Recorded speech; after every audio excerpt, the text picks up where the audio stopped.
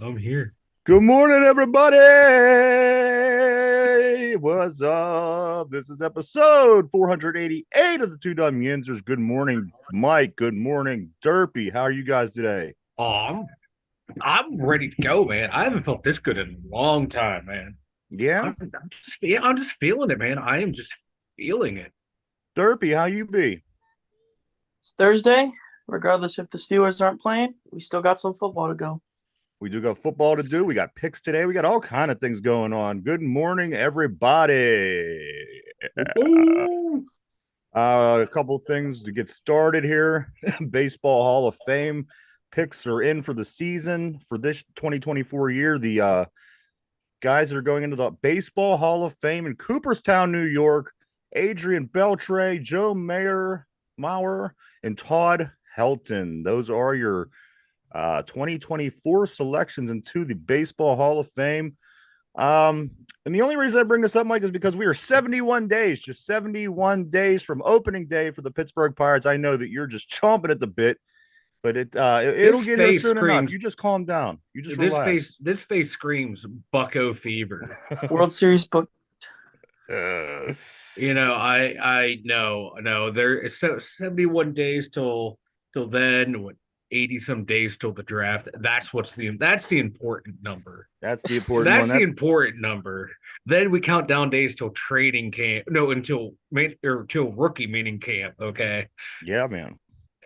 We're going to go over the all the important dates coming up today. We got all kind of things to talk about. Good morning to Ron on the board. Um, Mike, did you see who commented yesterday? Did you happen to to reply or acknowledge? I just acknowledged this morning. I saw it come through yesterday in the alerts, and I totally fumbled the ball. Then I remembered I fumbled the ball, and I picked the ball up, and I All right, placed all light right. and hearted today. You better make sure you respond to him. I They were our very first show. I know, and I put it on there. I liked the All reply right, and all right. everything. I I got it. thought I I thought I because he was a San Francisco 49er fan, and that's oh, what he I was, wasn't going to comment. you weren't going to comment. No, no, I'd never do him dirty like that. Antoine, of course, one of the rappers that we have that's been a regular on our show over the Yeah, past almost 500 shows. He did comment yesterday, and I just wanted to make sure that you comment back, Mike. You can't I. you can't You know what? dick friends of the show over. I will do that right now. All I right, will. I will go back into yesterday's episode. all right. Stop yelling at me. You're yelling at me.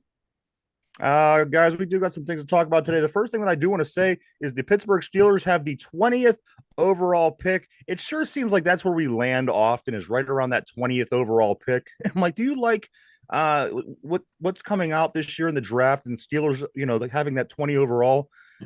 You okay with that? I mean, there's not much we could do, but Not much we can do, but I but, I think there are some players that we can land at 20 just by staying at 20. I think we can land a good player. I'm looking at these guys and I'm looking at like Cooper DeJean out in Iowa, this cornerback, Jackson Powers, the center out of Oregon, Mm-hmm. Mimis out of Georgia, the offensive tackle, Sweat out of Texas, the defensive tackle, the Tyler Newbin from Minnesota, the safety. Now, these are Yeah, the five guys right off the top that people were already kind of pinning yeah. to the Steelers.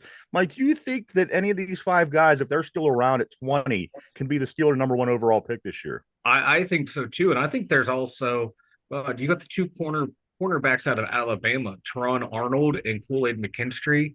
The cornerback out of Clemson, Nate Wiggins. Like any of those 5 to 8 guys could be within that 20 range. Maybe for some of the guys, you might have to move up a couple picks. If you want to Marius Mims, you might have to move up a couple.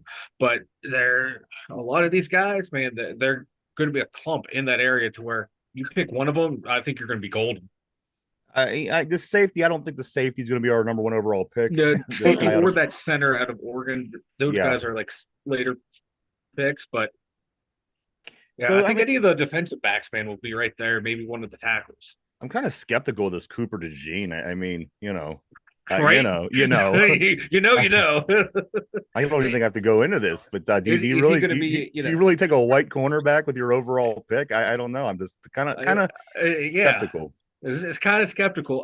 Rashad Mendenhall would say, "Yeah, take him for our team." Yeah. You know, we need the bodies for the for for the Mendenhall Bowl. Whether Um, he, he's whether a this is good the guy player. or whether He's it's like a not the Jason. guy, Mike, it's going to be interesting to see how Yeah, he does play out in the league. it is, and because like everyone thought when Troy Apke was coming out of Penn State that he would be like a pretty good free safety because dude could fly. You know, he Yeah. like when Dion was still doing draft analysis, he fell out of his chair when he saw Troy Apke running. He's like, hold on, who is this guy? So Yeah. and he was a pretty good safety in college, but you know, college pros, it's hard to guess you're going to be in there. He really didn't pan out, but you know, Can we see the next Iowa has Jason a way. Sehorn? That's what I'm thinking. That's what you know.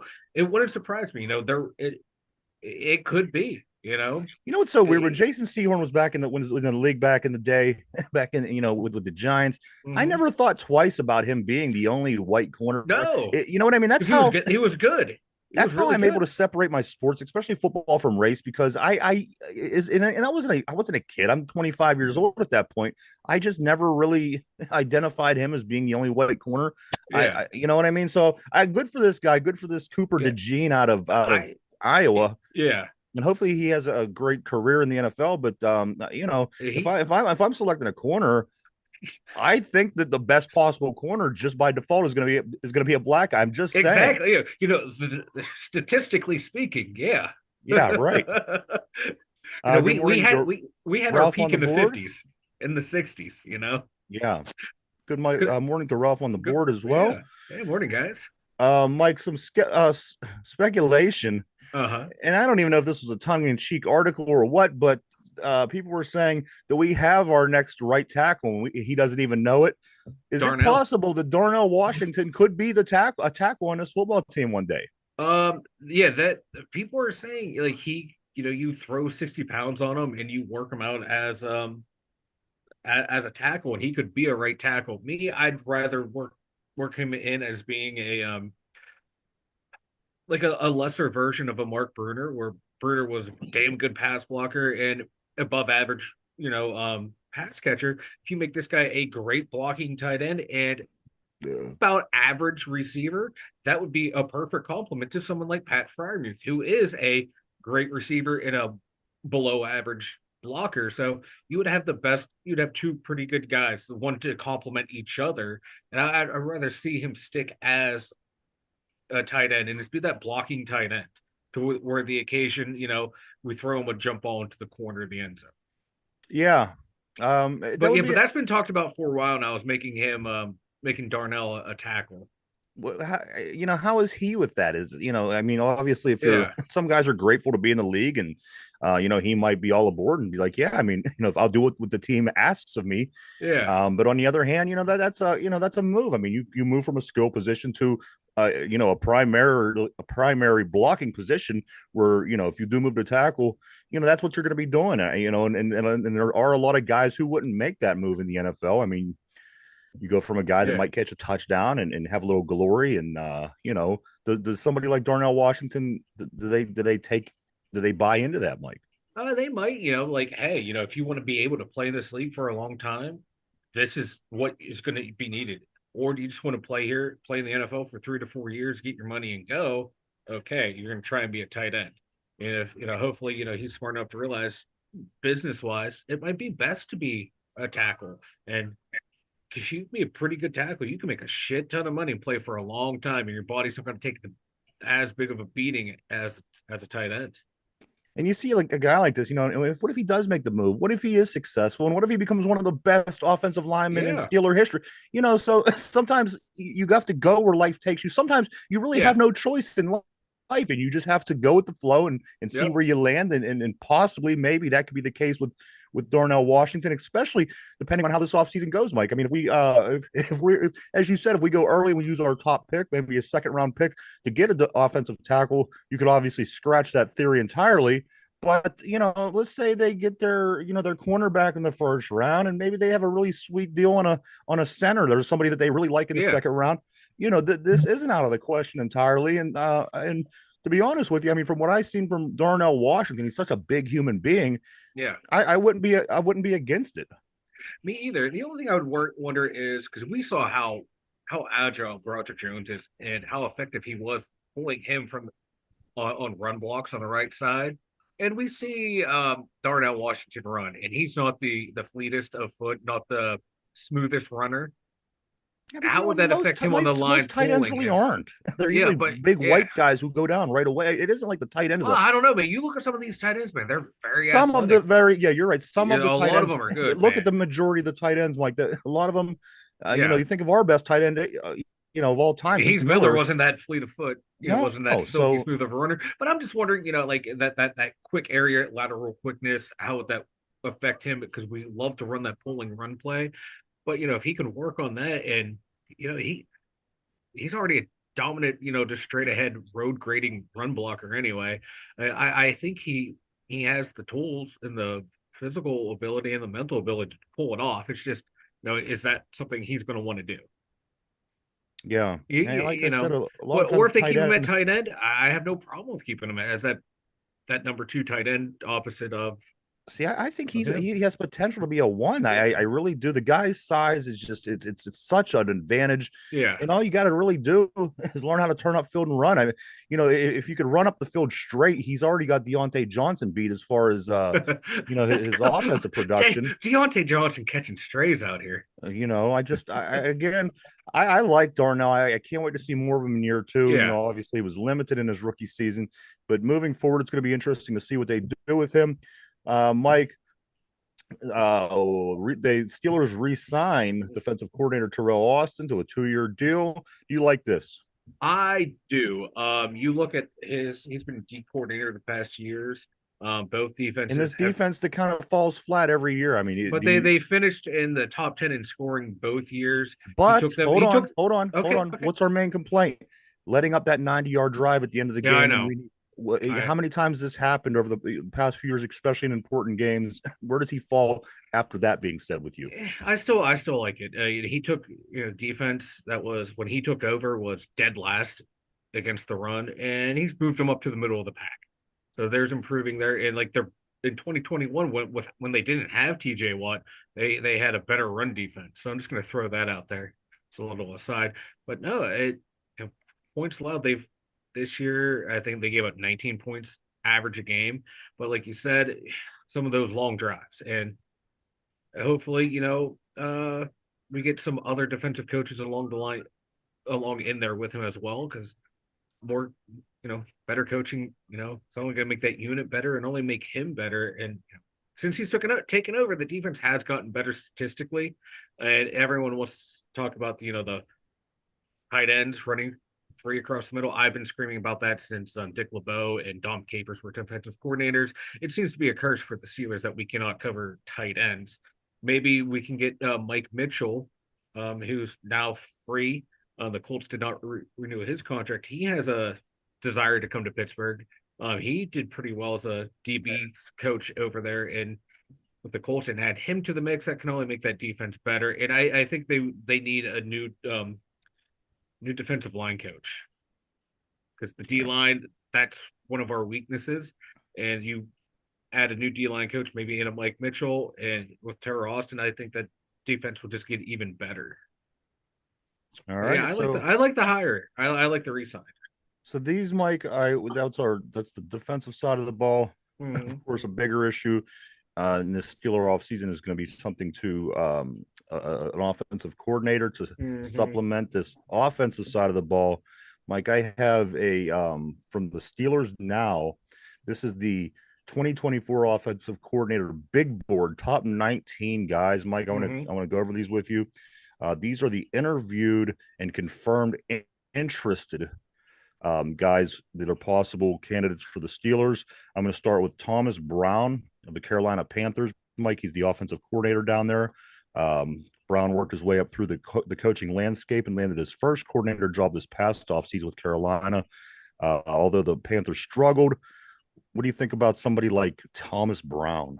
Yeah, I saw that and saw from the Carolina Panthers, but before that he was one of the hot commodities coming out of McVay's The coaching McVay staff, tree.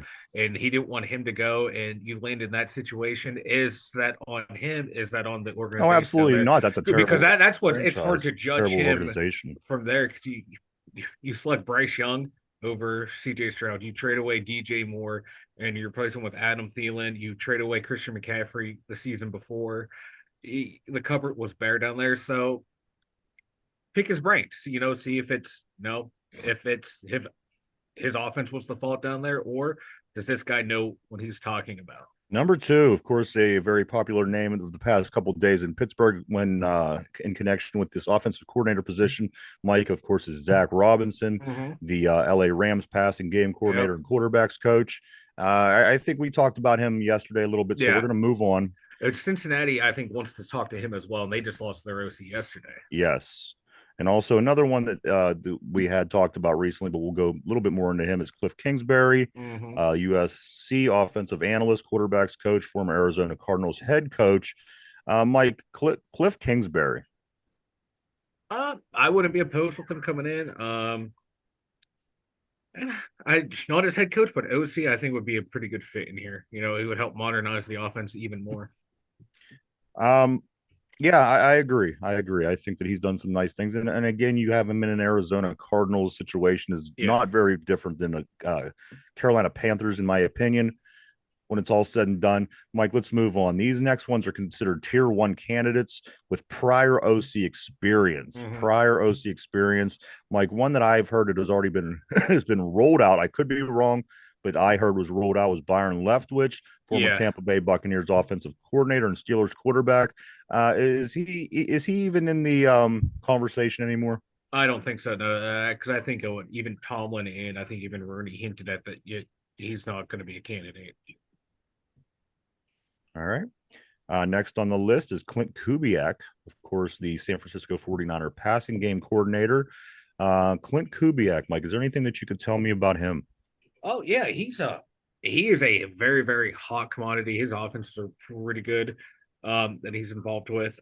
He was like one of the top guys before we started even asking that talk to coaches. Was one of the ones that everyone sports writer was saying was at the top of their list was Clint Kubiak. Next on the list, Mike. Excuse me if I mispronounce names. I do that on the regular. If you watch the show, I think that you're familiar with that. Darrell Bevel, the Miami Dolphins passing game coordinator and quarterbacks coach. Mike. Yeah, I would. Oh my God, the stuff that they've done down there in that passing game, the way they incorporated different types of motions to get players open, to get what's his name available, Tyreek Hill, the way they move.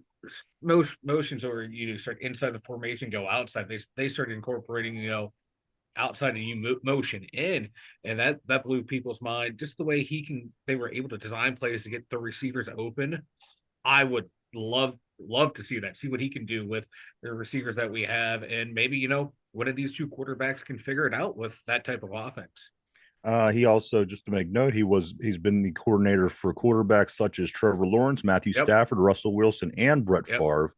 So he certainly worked with some talent. Ralph on the board has also said that Leftwich had interviewed before Thanksgiving by the Steelers after Canada was fired, and so he's as I said, I think he's kind of fallen by the wayside in this whole thing. Let's move on, guys. Eric Bieniemy, of course, from Washington Commanders offensive coordinator, assistant head coach. Mike, your opinion on Eric Bieniemy? When he was in Kansas City, he was, the guy. Everyone wanted him for offensive coordinator. Then he went to Washington this year, where their numbers kind of dipped down. Of course, you go. On one hand, you're coaching for the Chiefs, and on the other hand, you're coaching for the Commanders. So you have great offensive talent at Kansas City with arguably one of the greatest quarterbacks of all time, and you go to there where you got Sam Howell and not a whole lot around them, like people underperforming. So it's hard to guess. Still, I would be perfectly fine with Bieniemy being the OC. All right.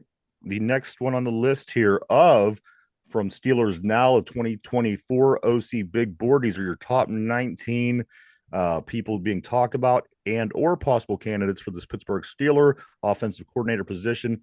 Kellen Moore from the Los Angeles Chargers was the offensive coordinator. Mike, was the problem the head coach down there, or is Kellen Moore somebody that we could consider as possibly being the guy? I know they had a lot of Yeah. offensive issues with a pretty young stud at quarterback. Kellen Moore, any I, opinion one way or the other? I wouldn't want anyone involved in that The Chargers Chargers. mess.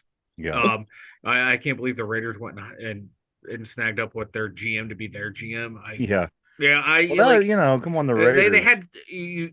I don't know. You draft Quentin Johnson over over God, who's the dude that went to Pitt that's now a Viking? I'm blanking. I don't know. Who you talking about? Kenny Pickett's receiver at Pitt. Oh, Jordan Addison. Yeah, they Chargers. drafted they pass on Addison and take Quentin Johnson, who was been a bust so far. I just don't trust anyone out of that San Diego Yeah. coaching staff. Of course, you know that Um, the head coach was an idiot, so it could just be him. But I no, I'm not sitting on him right now. Pep Hamilton, Mike, former Houston Texans and Indianapolis Colts offensive coordinator. He last worked as the Texans OC in 2022. Before his stint in Houston, Hamilton helped Justin Herbert in the 2020 in his rookie season in 2020 as the Chargers quarterbacks coach. Pep Hamilton, Mike. To be honest, I don't know a whole lot about him, and I'm surprised his name's coming back up, especially here for Pittsburgh. Just for a note here, it says he was served as the Colts offensive coordinator. Was a vital reason that the Andrew Luck threw for a league high 40 passing touchdowns in 2014. Before Pittsburgh hired Matt Canada, Hamilton interviewed for the offensive coordinator vacancy, which gives him the link to the job this offseason. Ooh, yeah, but and the Steelers love people that they've missed on, like in the draft or in free agency, and if they come available, they like to go back around to get them. And if he interviewed well, like of course, if Matt Canada got hired over you, you might not have interviewed well, so he might not have left a good impression on the team. Greg Roman, the former Baltimore Ravens offensive coordinator, Mike. I didn't even know he was still coaching in the league. To be honest with you. He stepped down from his duty as offensive coordinator in 2022. Mike, he earned his first NFL coaching role in 1995 and operated as the offensive coordinator for 3 different franchises: San Fran, Buffalo, and Baltimore. That's just I don't remember his offense being that electric down in Baltimore. Roman introduced a run-heavy attack that helped help the Ravens lead the NFL. 33.8 points per game over a 12-game period in his final season. Of course, he had a great quarterback. I don't know. I'm not so sure about Greg Roman. I don't know. All right. I don't know. I want someone younger. He's like what, in his late 50s. I mean, if he was coaching in 95, he's got to be getting a little bit older. Yeah, 50s, 60s. Yeah, I want a younger, fresher candidate. Alex Van Pelt, Mike, the former Cleveland Browns offensive coordinator, Steelers quarterback. At one point, Van Pelt was the Steelers' 8th round draft pick in 1993. He just finished his 4th season as the Browns offensive coordinator, but was fired after the team's wild card loss to Houston. Mike, Alex Van Pelt. No, I'm good. That's a hard pass.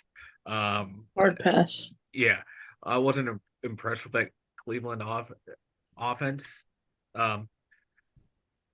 They got. I don't know. I just not. No, I don't want Alex Van Pelt. I don't want anyone associated with the Cleveland Browns. The Cleveland Browns, or like anyone who's been with the organization before, because it feels like, oh, we're just falling back on someone who's been here before, someone that's been close that we know, someone local. No, All right, you are the anti-local guy, so I am the anti-local guy. I know. We will note that. All right, Frank Reich, Mike, the former Indianapolis Colts and Carolina Panthers head coach, Frank Reich. I know I know when he was fired from Carolina, everyone immediately was saying, "Go get Frank Reich. Go get Frank Reich." As the game passed him by, he oversaw that debacle, helped oversee the debacle down in Carolina. I know there were reports saying he really didn't want to draft him. who they drafted, but I he's had success in the league. I know you can't deny that. I wouldn't be opposed to hiring him, but like I said, I still want to go someone younger, someone fresher ideas. But if they settle on Frank Reich, I would be okay with it. I do want to say good morning to Jim on the board. Next on the list, Mike, is Mike LaFleur, LA Rams offensive coordinator. I'm sorry, who was it? Mike LaFleur. Mike LaFleur. Oh, that's a name I haven't heard in a while. From the famous Shanahan coaching tree. Yeah, the Shanahan coaching tree, which is Shanahan to McVay. Everyone wants someone from there. I see it now. I think we're getting too far down the list. If we hire some, we are at the end of the. We are getting to the end of the list. Yeah. So these are like the older heads that have been around. That a lot of like naysayers about the Steelers say they're going to hire someone like LaFleur. They're going to hire someone like Frank Reich, someone from this tier who has been around, who knows the league, instead of going with someone younger and fresher ideas. All right, that is Mike LaFleur. I'm sorry, Arthur Smith, Mike, former Atlanta Falcons head coach. I don't want to just look at him. Just look at him. I don't want to look at that face for another 17, 18 games. Yeah. No. Just on looks alone, I'm being that guy. I don't. All right, Arthur Josh Smith. Daniels, Mike, the former Las Vegas Raiders head coach, Josh McDaniels, Mike. Terrible head coach, but has been a good offensive coordinator, but has had Tom Brady as his quarterback. So, is it him or was it Brady? But no, I know people say he's a offensive genius, but everywhere he's gone, he's been a failure outside of New England. All right. So Anthony Lynn, San Francisco 49er assistant head coach, running backs coach. He bounced around the league since he was relieved of his duties from the Chargers after 2020. Yep. He spent 2021 as the offensive coordinator for Dan Campbell with the Lions. Yep. In the last 2 years, running the league leading ground game of the San Francisco 49ers. Yeah. Anthony Lynn, Mike. And that would be someone that the Steelers would love. A ground and pound type of guy like him and Greg Roman. But if he can bring some of that knowledge that they have from the passing game, I wouldn't be opposed to it. I'll see like what kind of staff would he bring in? Would he try and poach anyone off of that staff to maybe a receivers coach become, bring them over to be a receiving coach for the Steelers?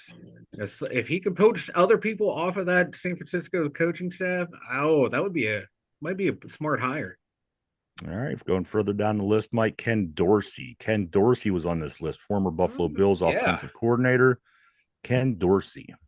Now, there's someone, like, I think he was unfairly blamed for all the turnovers that happened in Buffalo with Josh Allen had. That offense was pretty good offense when he was coaching. He called some good plays. I liked him up there, and I think he was the scapegoat for Josh Allen's early season struggles. I wouldn't be opposed to him coming in. You look at that offense. That offense moves up there. All right, so we are getting down to the lower part of the list. So what I'm going to do now, if you do hear something that sounds noteworthy, if you hear something that you want to say, something about one of these people that are on this list, feel free to stop me. Otherwise, I'm just going to continue because I don't want to spend a whole hour, especially once we get down to the bottom of the list and it's guys that, Greg Olsen, of course, the Seattle Seahawks quarterbacks coach, not the tight end that played with the Bears and is on TV now doing the announcing, but Greg Olsen from Seattle.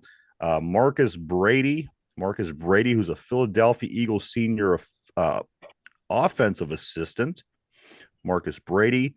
Liam Cohen, Kentucky offensive coordinator, another branch of the Sean McVay tree. Here comes your tier 2 candidates. Now, these are the players without prior OC experience. Brian Greasy, San Francisco 49ers quarterbacks coach. Scotty Montgomery, the Detroit Lions running backs coach, former Steelers wide receiver coach. I was going to say that name sounds very familiar. Gerard Johnson, Houston Texans quarterback coach. Ooh, that would be an intriguing one. We saw see what CJ Stroud's doing. Here's an interesting name, Mike, which I can't imagine that he would ever be the offensive coordinator. And if he does, I think that we have just many, many issues. T. Martin, Mike, who is right now the Baltimore Ravens quarterback coach, former Pittsburgh Steelers quarterback. T. Martin, see him back in the black and gold. Mm. So he has a name that's been talked about in like the coaching circles that I see when I'm reading articles like of different places. T. Martin gets mentioned, but like you said, at the lower end, so much promise when he was in college. What happened to him? You know, it's night and day from the SEC to the NFL. Kevin Patullo, the Philadelphia Eagles passing game coordinator, assistant head coach. That coaching staff is falling apart quickly. Patullo is another guy that is assistant general manager Andy Weedle is familiar with. I know. That could be Andy. We like to bring in those guys that Andy Weedle knows. We like Andy Weedle so far. We do like Andy Weedle. I like Andy Weedle. Shea Tierney, Mike, from the Giants. He was the quarterback's coach. Doing a great job up there. Doing a great job up there. Hey, he brought Tommy DeVito around. He did bring Tommy DeVito.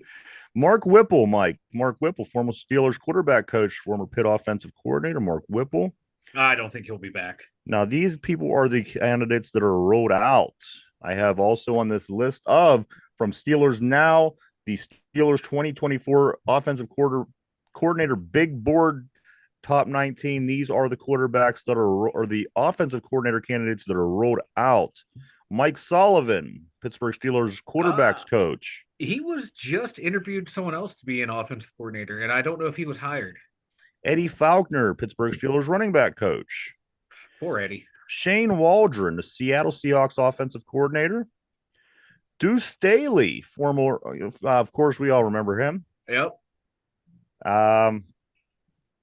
And he is the last one. Like Deuce Staley is the last one on the list. So those are your people that are pretty much rolled out. Yeah. So that is what Steelers Now believes is what we're looking at. If there's anybody outside of that list, Mike, feel free to bring it up. But that was a comprehensive list, yeah, especially like that top tier of guys. That's a lot of places are linking those guys for the Steelers. Yes. So there you go. A lot of informative commenting on the board as well. Mm-hmm. Yeah, it's like every time you Jim brought someone up, that was like the next guy up on the list. Yeah. And like I think everyone's kind of in agreement. It's like no one Arthur Smith. I just can't look at him. I just can't. I just can't look at him. And the way he cried at the end of the game. No. He seems like, yeah. Especially if things don't start going well, I could just see people hating him. He just has a look like you're just gonna hate the guy. He's probably like a nice human being, but you look at him, you're like, I don't want to be around him. I don't even want that guy in my stadium. And I know what I look like too, so I'm self-aware. No, I don't know if any of you guys ever seen the movie The Bronx Tale. When they were gambling in the basement, they had the one ugly guy go sit in the bathroom because he was messing with people's luck because he was ugly. That's kind of where he falls. This guy reminds me. Arthur Smith reminds me of the guy from Happy Gilmore. Yeah, staple in his head, or the nail sticking out of his head. Yes, a little bit around the league. Mike Myles Garrett wins the PFWA Defensive Player of the Year award. The PFWA Defensive Player of the Year award. Crosby snubbed again. I think this is just another thing pointing to Myles Garrett is ultimately going to win the Defensive Player of the Year award, which I think is a bunch of bullshit. It's going to be many reasons. It's the Lifetime Achievement Award this season. Yeah, it's like they want to spread it around. They were tired of like Aaron Donald and TJ Watt monopolizing the award. Also, Mike, or JJ Watt, excuse me. Jim Harbaugh getting the coaching job down with the LA Chargers. Now the Chargers and the Ravens are on each other's schedule next year. So the Harbaugh brothers, it's going to be Harbaugh Bowl is back, baby. It's going to be back. It's going to be as annoying as it was in 2012 when they met in the Super Bowl. I don't know. I don't know if the league's big enough for two Harbaughs, but here we go. Here we go again, guys. Hey, Harbaugh is like, you mean I get to move to LA and I get to avoid NCAA investigators? Sign me the That's why you did, baby. I am out. Yeah. Man. Michigan's probably gonna get so many sanctions against them, and he's just gonna walk away scot-free. Your overall these are your overall offense, defense numbers for all four teams left that are playing this week, guys. We are down to three NFL games. Of course, the two championship games are played this Sunday, and then 2 weeks after that, the Super Bowl will be played. Mike, the Baltimore Ravens offense is first overall. Kansas City's offense is fifth overall. Ooh. That's their overall. I'm sorry. The way they read it was kind of weird. Their offense is this. Baltimore is the fourth overall. Kansas City is the eighth. Baltimore is first overall. Kansas City's fifth overall. If you feel you going by is it going by like scoring or yardage? I don't know. It just says overall. Okay. So no, Baltimore is first overall. Kansas City's fifth overall. Their offense, Baltimore is fourth overall. Kansas City is eighth. And then on the defensive side of the ball, Baltimore has the first defense overall, and Kansas City the seventh defense. And then on the NFC side of it, San Francisco's offense is second overall. Detroit is 7. Defense fourth overall. San Francisco got the fourth best defense overall, and Detroit got the 13th. So I'm guessing this is just the overall at the end of the season because I don't think Detroit has 13 out of 14. Yeah, because I'm looking like I have a different I had stuff queued up too. I was going to talk about this as well. It's weird how we're thinking of I don't like it, but I was going by opponents points per game. Like Baltimore was first, Kansas City second, San Fran third, and then all the way down at 23rd was Detroit. So not too far off from what the stats that you had as well. Let me do this again. Yeah, no, you're good. Overall in the AFC, the overall first is Baltimore. Overall, Kansas City is the fifth.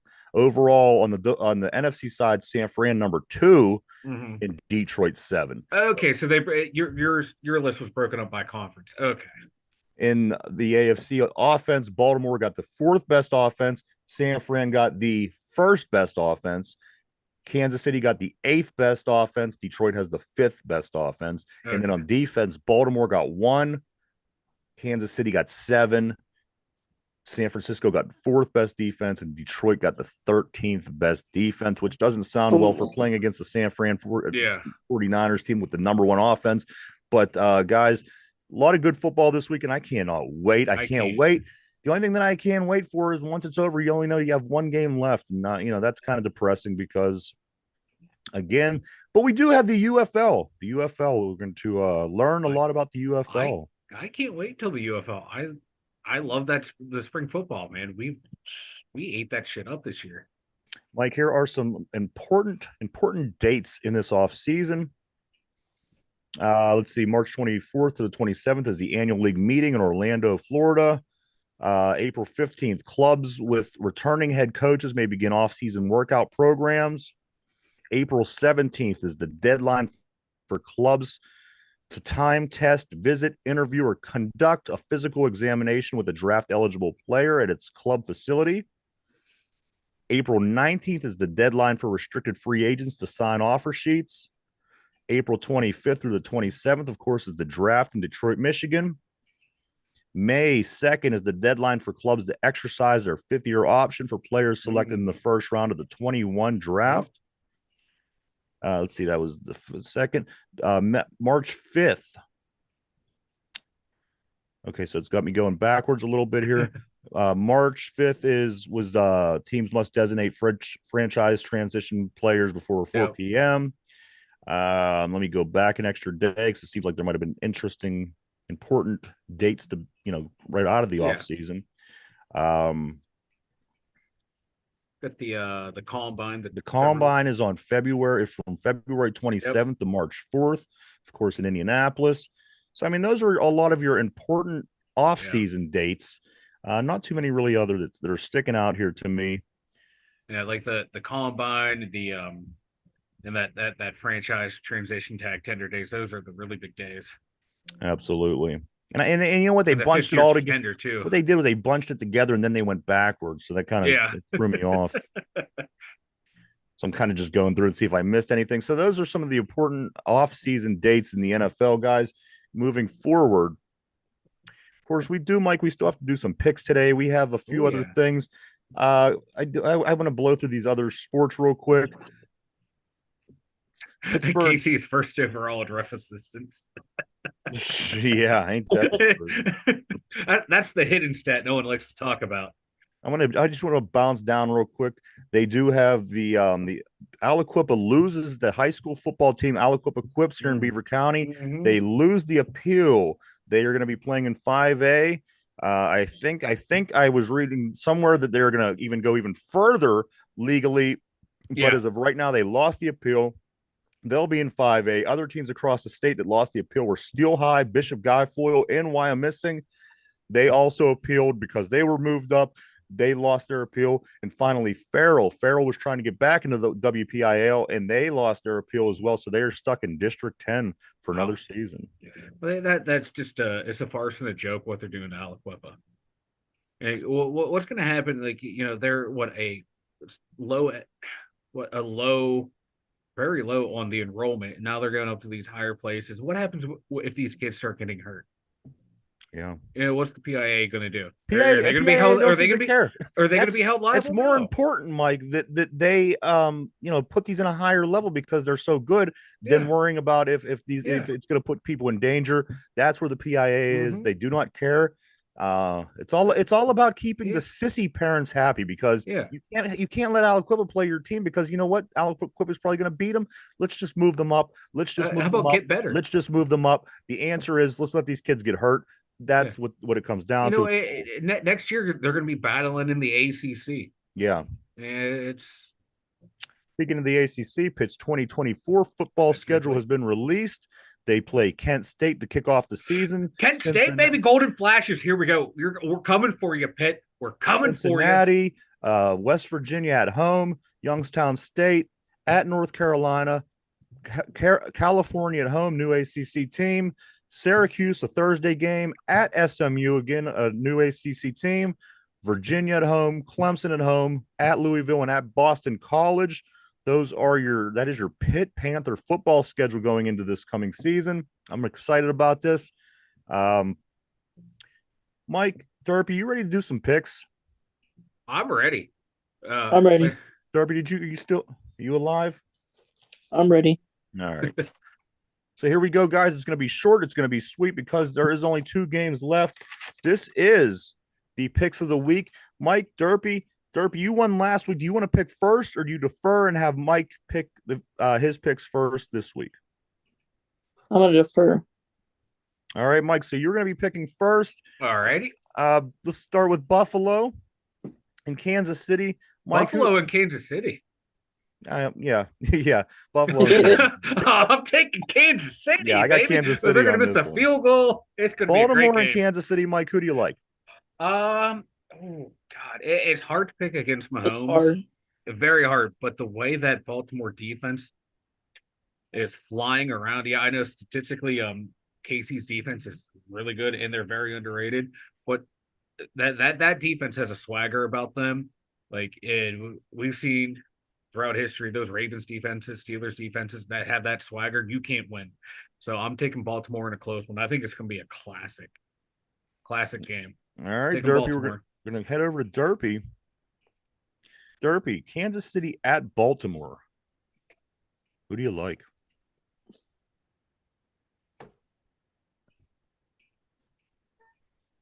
Give me Taylor and the Chiefs. Taylor Swift. You like the Chiefs in this one, Derpy? Yeah. All right. I'm just doing it because to pick against Mike. Okay. Fair enough. Whatever you need to tell yourself, Derpy. All right. And then also the other game, guys, the NFC Championship game. I think this game is going to be great as well. I can't imagine both of these games not being great. They both, to me, I think that 13th ranked defense by Detroit is a little bit deceiving. That team is tough. They have an overall tough mindset, and a lot of times that does favor the defense. Mike, who do you like in the Detroit Lions, San Francisco 49ers? Of course, this game is out on the West Coast. Who do you think is going to win? I'm going to take the San Francisco 49ers. Their defense is another top-notch defense. Debo may or may not play. I still haven't seen anything official whether he's in or out. Still looking like he's 50-50. But I think even without him, that offense has just a bit too much for that defense up in Detroit. As we're on run notes on the board, the Niners, they have a lot of injury issues, so that's going to be interesting. Yeah. Derpy, the Lions at the 49ers.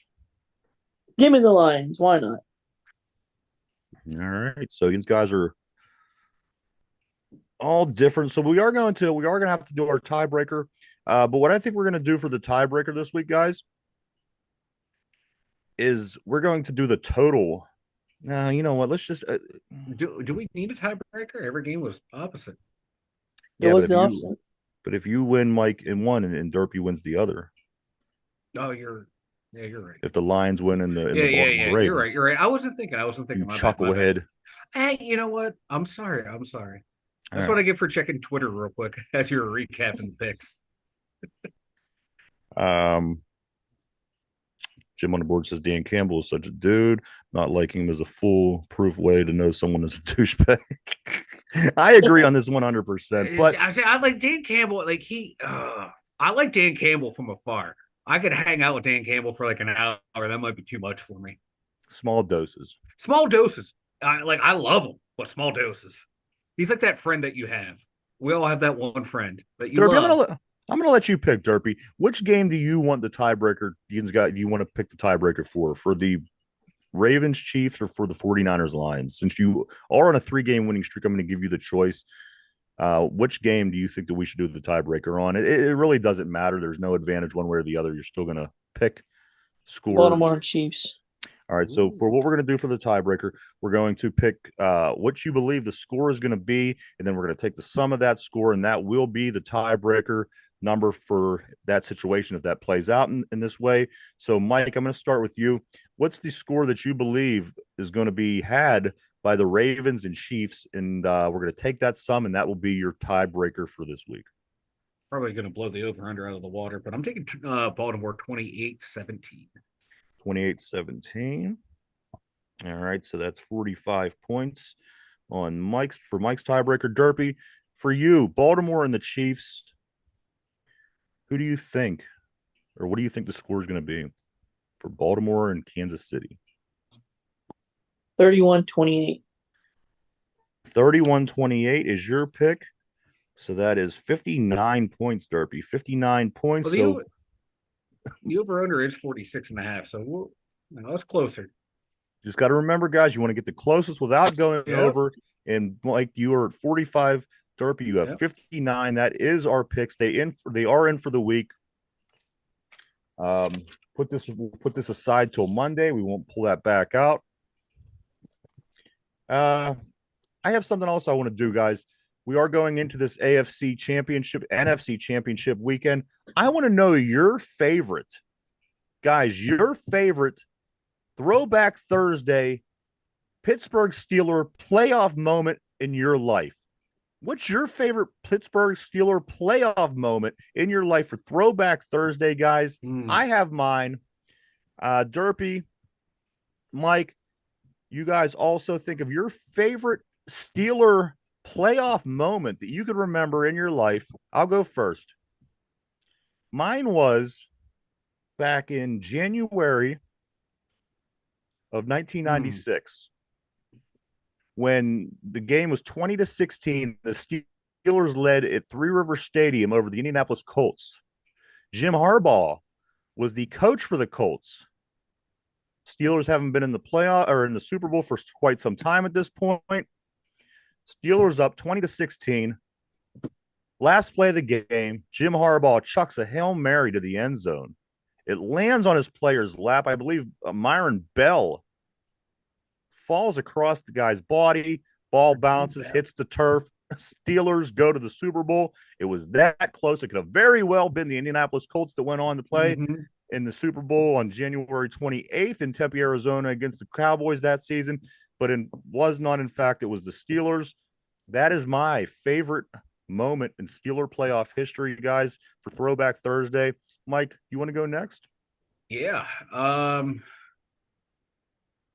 It's got to it has to be Big Ben's throw to Santonio Holmes to the back of the corner of the Super end Bowl, zone Super Bowl. Yeah, Tampa Bay, Super Bowl 43. yeah, Yeah. that to me is one of the greatest throws in NFL history. That play does not get talked about enough. If it was any other quarterback other than Big Ben, it would be talked about. Like everyone wants to talk about the sea of hands or the catch.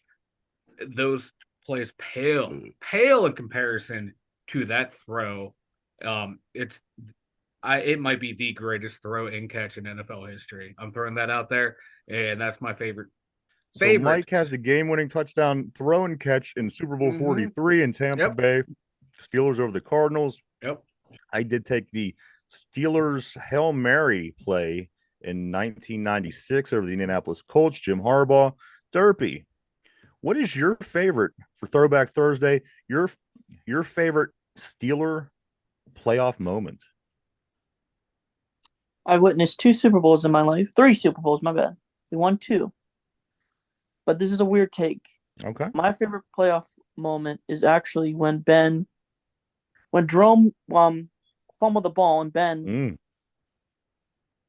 Of course, he's talking about Indianapolis second round back in the 2005-2006 season, where Jerome Bettis pretty much goes in to seal the deal, runs the ball, fumbles the ball at the 1, maybe 2-yard line, pops out.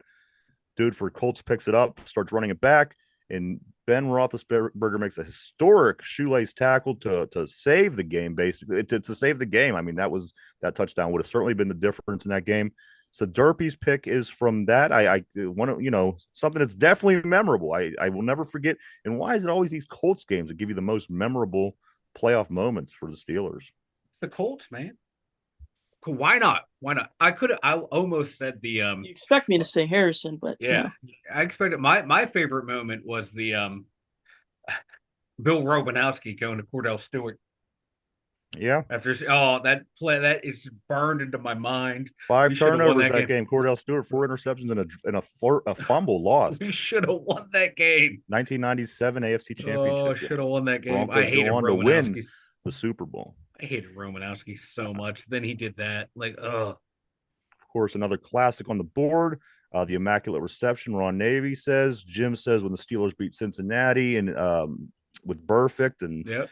A lot of crazy playoff moments, guys. Thank you for participating as well on the board. Also, before that, Ron does say tongue in cheek the Neil O'Donnell sellout Super Bowl. I think hot route, Andre Hastings. You run a hot route. The slant is there. That might be the one Super Bowl play that that nobody ever forgets in Pittsburgh.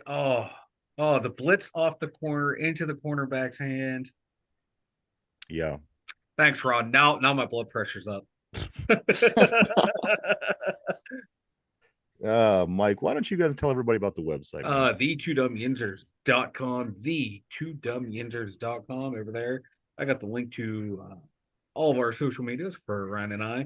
I have our merch store over there, and we got the blog over there. Oh, I can't wait. I can't wait till like draft season really kicks up because I'll be posting there maybe twice a week over there on the blog.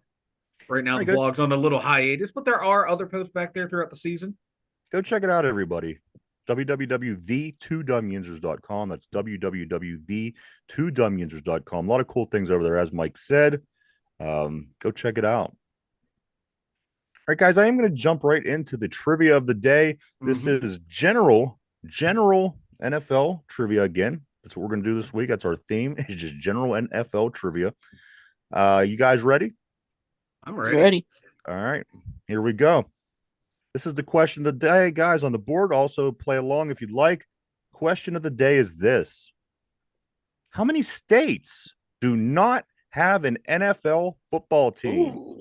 You got to think. Some states got 2, some states got 4, some states got 1. Guys, how many states do not have an NFL football team? Take a minute to think this over. We are live, everybody, 5 days a week right here from 11 a.m. to 12 p.m. every day. And if you missed a show or you just rather listen to the show, we put the live show that we do every day over on podcast form on Spotify at 8 o'clock p.m. Maybe you're in the gym, maybe you're in the car, you don't have a chance to watch, you just want to listen. The brand new show goes up every day, 8 o'clock, Spotify. Check it out. All right, guys, the question of the day is this. How many states do not have an NFL football team? How many states do not have an NFL football team? Mike, I'm going to start with you. How many states do not have an NFL football team? Let's go with 32. 32. Is this your final answer? Yeah. I think I took the way over on that one. All right, you could change it. I haven't locked you in yet. No, you know what? I'll take it. I'll take it because you know me and my math skills are not the greatest. All right, so 32. I got to lock you in. All right, you're locked into place. Derpy, how many states do not have an NFL football team? Mike says 32. Is there no choices?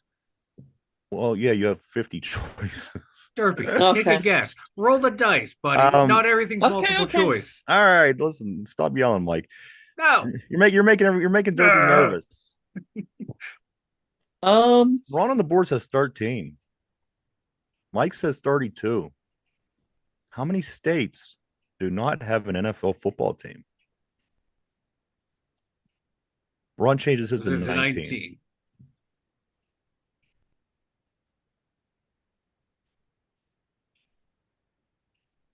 What do you think? 21. 21 states do not have an NFL football team, is what you're saying. And this is after Mike yelled at you. So he was nervous. I can see Derpy is shaking over there. I'm shaking. Jim on the board says he'll say 26. That's what I'm talking about, Jim. See, Jim's not afraid to throw out a high number. All right, Derpy, what's your final answer? 21. 21. All right, I'll lock you in. Derpy's like, fuck it, I'm playing blackjack. All right, guys, here we go. How many states do not have an NFL football team? There's 19 on the board. There's 26 on the board. The answer to this question is, guys, 28. 28 states in our country do not have NFL football teams. Look, see, Jim and I, we're on the same wavelength. Jim, closest without going over. Yeah, he wins the Price is Right Showcase Showdown. Yeah. Mm-hmm. But I do want to say thank you to everybody for checking us out. We appreciate each and every one of you, as always. Yes, we do. We wouldn't do it without you. We do appreciate everybody on the board. You always keep things interesting. Mike, anything before we get ready to start taking off for the day, man? Yeah. No surprise. TJ Watt was named a finalist for Defensive Player of the Year, and Joey Porter Jr. was also named a finalist for Defensive Rookie of the Year, along with Will Anderson Jr., Jalen Carter, who's probably going to win it, Kobe Turner, and Devon Witherspoon. All right. Derpy, anything for you and final thoughts for the day? Let's go Pens. All right. Penguins back in action tomorrow night. They are. My thing is this. Let's see. What do we got for the day? Say what you will about Kenny Pickett, but as the standard being the standard here in Pittsburgh, Kenny Pickett has never had a losing season. I hate you so much. I hate you so much. You know who had Ben Roethlisberger had some losing seasons when he didn't play every game. So there, Kenny better. Yeah. Piggybacking off that one, right? I don't even know what you're talking about, but I don't know. Like Ben, the year he was hurt, was like Ben had a losing season when he didn't play. What do you when he was hurt and didn't play all the years? When he was at one point was 0-2 and I was out for the year when Mason and Duck came in. Oh. So technically Ben had a losing season. There you go. Yeah. So there you go. That's all I got. I'm sorry. I had a drink before. I feel so much. I feel nervous. So much dumber after that. I know. I'm sorry, everyone. I apologize. Hamlin will win the comeback player of the year. I think that he should. These other players. He died. You come back. You play. He died. Come on. Yeah. Joe Flacco did a good. He played well in some of these other guys that they've been talking about. This guy died. How can you not give it to a guy that dies? Yeah.